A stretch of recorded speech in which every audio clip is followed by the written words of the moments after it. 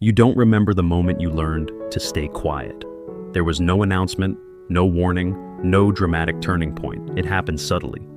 You noticed that when you spoke too much, the room changed. When you expressed emotion, someone withdrew. When you needed comfort, it became inconvenient. So you adapted. You learned that silence kept things stable, that emotional restraint prevented conflict, that reading others was safer than being seen yourself. And here's the paradox. The very skill that once protected you is now the cage you live inside. You don't feel controlled, you feel mature, you feel self-aware, you feel low maintenance. But underneath that calm exterior is a nervous system that never rests, a mind that is always scanning, a self that learned love must be earned through invisibility. Silent control is not enforced with threats. It's enforced with horror absence, with subtle disappointment, with conditional warmth. And because nothing was said, you learn to blame yourself. Tonight, we're uncovering the 3 laws that govern this invisible system, not to make you angry, but to make you free. Silent control is a psychological dynamic where power is maintained without overt dominance. No yelling, no rules written down, no visible force. Instead, control lives in the nervous system. Let's ground this in psychology, not abuse, not cruelty, but the absence of attunement. Your emotions weren't mirrored, named, or welcomed. So your brain learned, my inner world is unsafe to express. This wires the default mode network, the brain's self-referential system, towards self-monitoring instead of self-expression. You don't ask, what do I feel? You ask, what's expected of me? Tone changes, micro-expressions, energy in the room. This is not intuition. It's survival-based pattern recognition. Your nervous system stays in a low-grade stress response, functional, composed, exhausted. Closeness feels dangerous. Distance feels lonely. So, you master the middle ground, present but not exposed, helpful but not needy, available but not demanding. Silent control thrives here because you regulate yourself. Before anyone has to. No one needs to silence you. You already learned how. Carl Jung once said, "The greatest burden a child must bear is the unlived life of its parents." But there is another burden, the unlived life of the self. When silence becomes your currency, you lose something slowly, not all at once, not dramatically, but quietly. You lose spontaneity. You lose emotional risk. You lose the right to take up space without justification. You become dependable, but invisible. Strong, but unsupported. Wise, but unseen. Seneca warned that we suffer more in imagination than in reality. But in silent control, the suffering isn't imagined. It's ungrieved. No one told you to disappear, so you don't feel entitled to mourn. Rilke wrote that love consists of 2 solitudes protecting one another, but you were taught solitude as protection from love. So, you carry an invisible grief, for conversations never had, needs never voiced, versions of you that stayed dormant to keep the peace. Here's how the 3 laws of silent control show up in adulthood. Law 1. The quiet one becomes the regulator. You manage emotional climates. In relationships, you soothe others before acknowledging yourself. At work, you overfunction while downplaying burnout. You become the calm one, even when you're breaking inside. Law 2.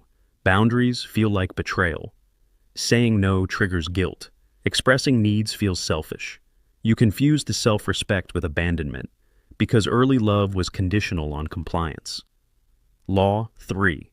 Identity becomes performance. You adapt so well, you lose track of who you are without context.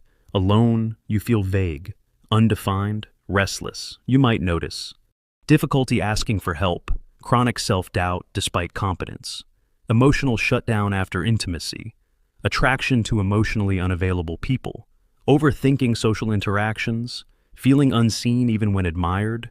These are not flaws. They are coping strategies that outlive their usefulness. Awareness is not blame. It is reclamation.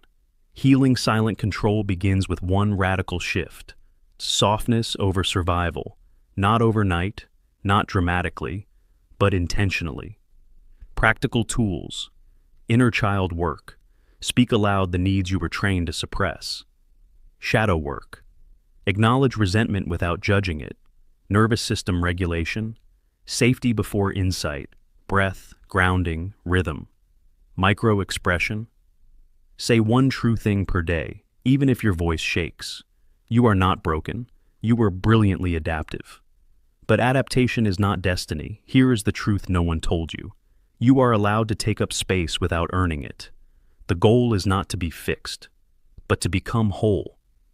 If this resonated, share it with someone who learned to disappear to survive. Like, subscribe, stay.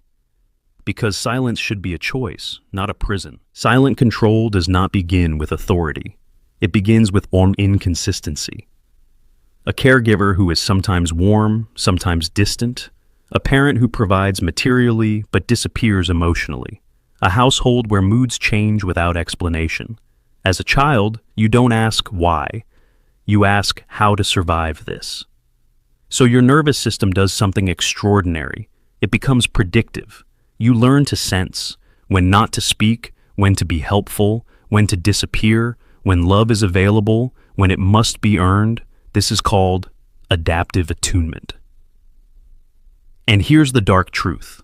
The child who adapts the best often suffers the longest because no one notices their pain. You weren't disruptive. You weren't demanding. You weren't a problem.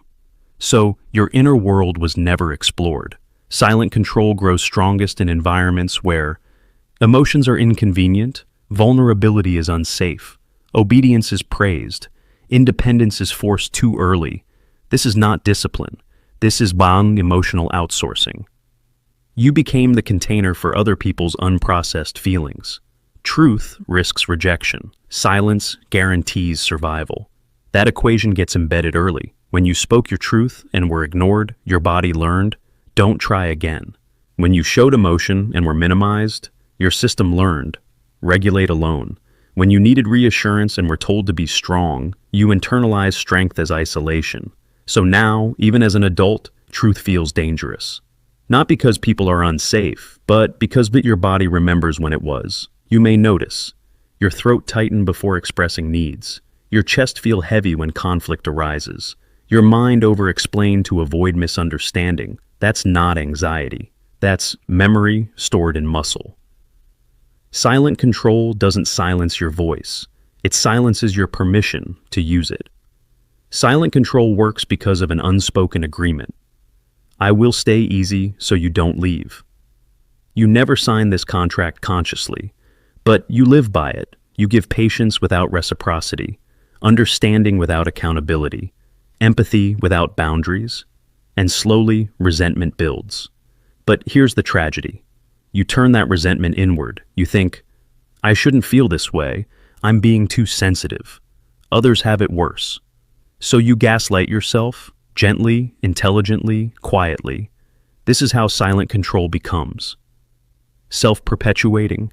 No one needs to dominate you. You learn to dominate your own needs. Silent control shapes who you bond with.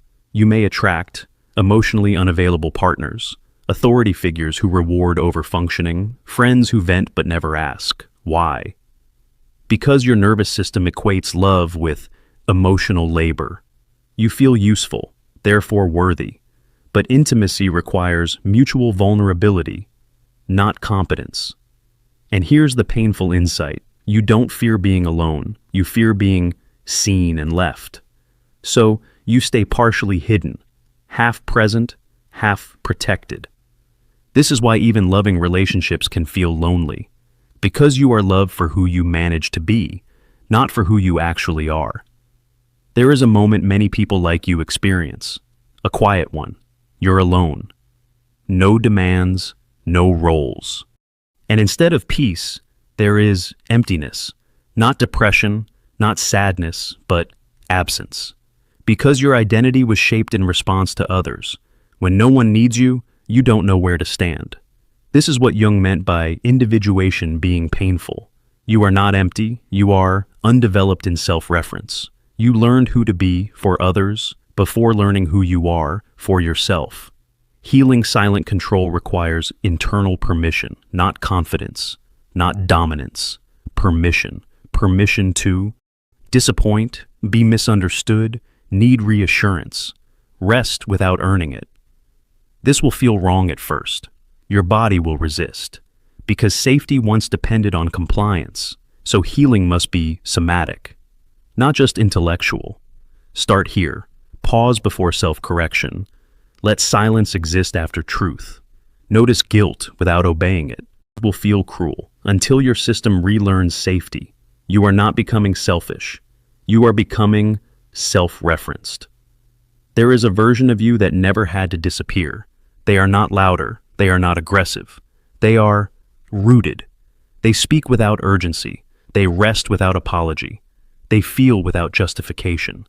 Silent control taught you how to survive. But survival is not the finish line. Wholeness is. As Rilke said, live the questions now, not to fix yourself, not to perform healing, but to slowly return to your own center. Remember this, your silence was intelligent, your voice will be wiser. The goal is not to be fixed, but to become whole. If this script found you, it wasn't random. Share it with someone who learned to stay quiet, to stay safe. Like, subscribe, and most importantly, don't disappear from your own life anymore.